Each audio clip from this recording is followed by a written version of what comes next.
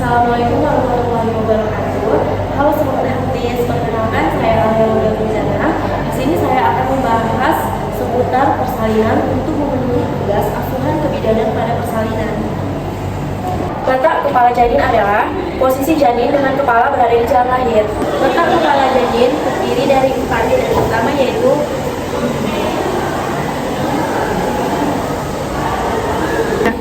teman-teman tahu nggak kalau posisi tubuh saat persalinan itu sangat berpengaruh pada kenyamanan ibu dan kelancaran proses lahirnya bayi. Yuk sama-sama kita bahas. Intinya tetap aktif bergerak selama proses persalinan. Perbanyak posisi tegak dan condong ke depan. Yuk Mams, kita langsung aja praktekkan. Posisi yang pertama, Mams bisa duduk di atas gimbal. Intinya pada saat duduk di atas gimbal, posisi lutut harus berada sejajar dengan panggul atau lebih rendah dari panggul.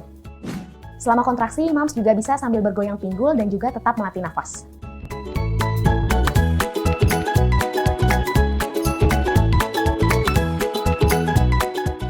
Lakukan posisi tidur menyamping dengan posisi kaki bagian bawah diluruskan dan kaki bagian atas dibawa ke depan, disanggah dengan bantal. Pastikan perut Mams merasa nyaman dan tidak menggantung. Selama melakukan posisi ini, Mams bisa terus melatih nafas.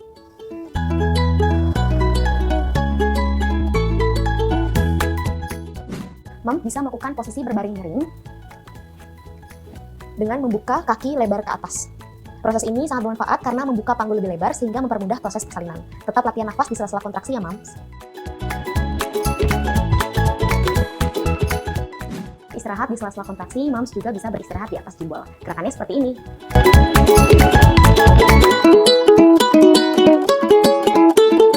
Jika Mams ingin beristirahat sambil duduk di sela-sela kontraksi, Mams bisa duduk di atas bangku dengan menyisipkan bantal agar posisi punggung tetap tegak. Buka kaki lebar dan pastikan posisi lutut setidaknya lebih rendah dari panggul atau sejajar. Sambil beristirahat di posisi duduk ini, tetaplah melatih nafas ya, Mam. Pada saat melakukan episiotomi, rasa nyeri tentu harus diminimalkan. Salah satu dengan cara adalah dengan memberikan lidokain. Nah, bagaimana cara pemberiannya dan berapa dosisnya? Mari kita bahas.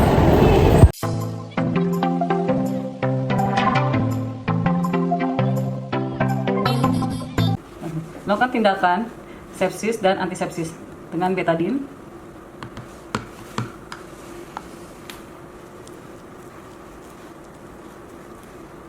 tiga kali,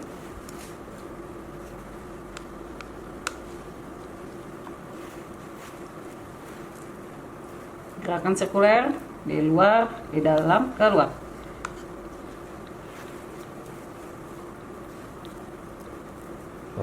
Memakai handscoon yang sesuai.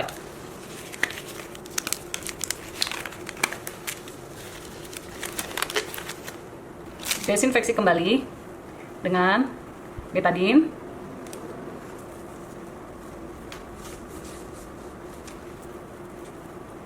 Kemudian dengan alkohol.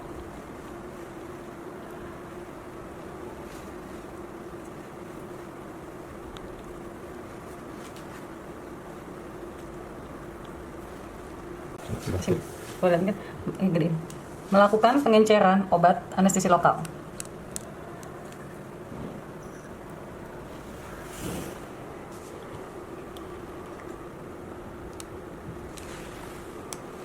Melakukan pengeringan lapangan operasi dengan has yang steril.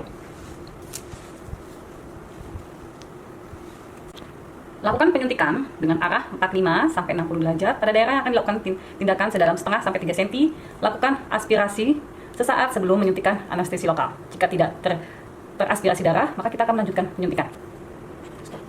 Tarik jarum perlahan, tapi tidak mengeluarkan jarum dari kulit, dan arahkan ke area-area yang ingin disuntikan. Perhatikan aspirasi kembali sebelum melakukan penyuntikan obat. Setelah penyuntikan, tekan daerah yang telah disuntik dengan lembut.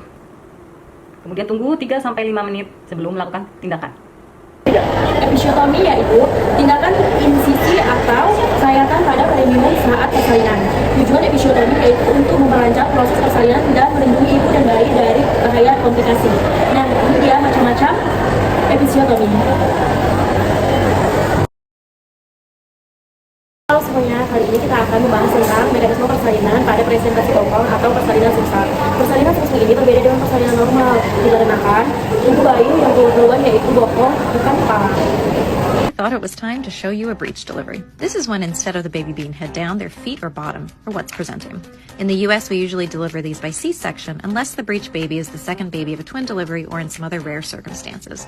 We guide the feet while the patient pushes. We don't pull, but instead aim to keep the back facing up to make the birth easier. Oh, and that thing on the baby's bottom, it's where a tool can be placed to help the assistant above hold on to the baby when we're doing a head-down delivery. Once the baby is delivered up to the shoulder blades, we sweep one arm out at a time. As you can see me reaching in and doing that here, and then I'll go ahead and rotate the baby and do the same thing with the other arm. Then we guide the head out by flexing it down. And there you have it. Keep in mind breech births aren't usually this easy, and why we... Tahukah kalian, tidak semua persalinan normal bisa berjalan lancar. Kadang bidan harus melakukan tindakan ekstraksi vakuum. Tapi, kapan sebenarnya tindakan ini boleh dilakukan? Tonton video berikutnya ya.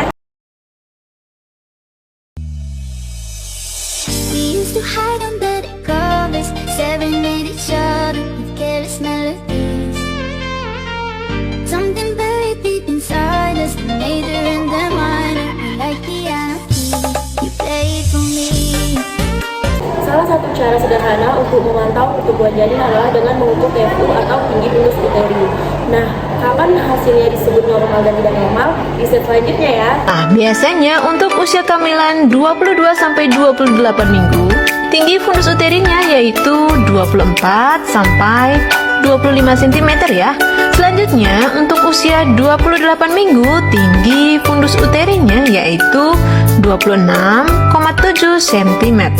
Untuk usia kehamilan 30 sampai 32 minggu, tinggi fundus uterinya yaitu 29,5 sampai 30 cm. Nah, di usia 34 minggu tingginya yaitu 31 cm. Usia 36 minggu 32 cm, di usia 38 minggu 33 cm, dan di usia 40 minggu 37,7 cm.